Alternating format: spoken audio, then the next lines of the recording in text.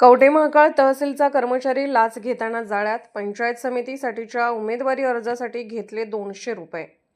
पंचायत समितीच्या उमेदवारी अर्जासाठी 200 रुपयांची लाच घेताना कवठे महांकाळ तहसील कार्यालयातील महसूल सहाय्यकाला बुधवारी रंगेहात पकडले. सुभाष बाबासो पाटील वय 54 राहणार एरडी तालुका कवठे महांकाळ असे त्याचे नाव असून त्याच्याविरुद्ध कवठे महांकाळ पोलीस ठाण्यात गुन्हा दाखल करण्यात आला आहे.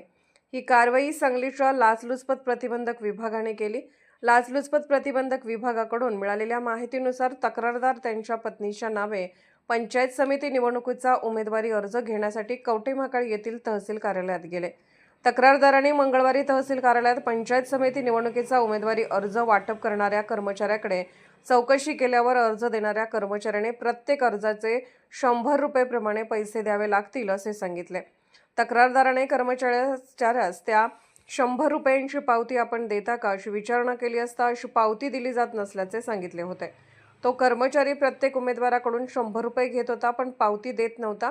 त्या रकमेची नोंदही रजिस्टरला घेत नव्हता. त्यामुळे ती रक्कम लाच स्वरूपात स्वीकारत असल्याबाबतचा तक्रार अर्ज तक्रारदाराने बुधवारी पथकास दिला होता. तक्रारी अर्जाच्या अनुषंगाने तहसील कार्यालय येथे पडताळणी कारवाई केली असता लोकसेवक सुभाष पाटील यांनी तक्रारदार यांच्या पत्नीच्या नावे पंचायत समिती निवडणुकीचा एक अर्ज देण्यासाठी प्रत्येकी 100 रुपयांप्रमाणे 200 रुपये लाचेची मागणी केली.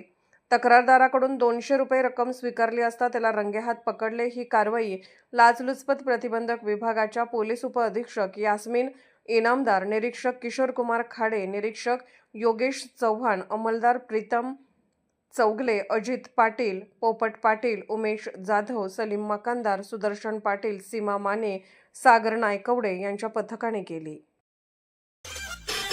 अशा स्पष्ट बेधडक बातम्यांसाठी आमच्या आवाज 24 न्यूज चॅनलला लाईक, शेअर आणि सबस्क्राईब करा.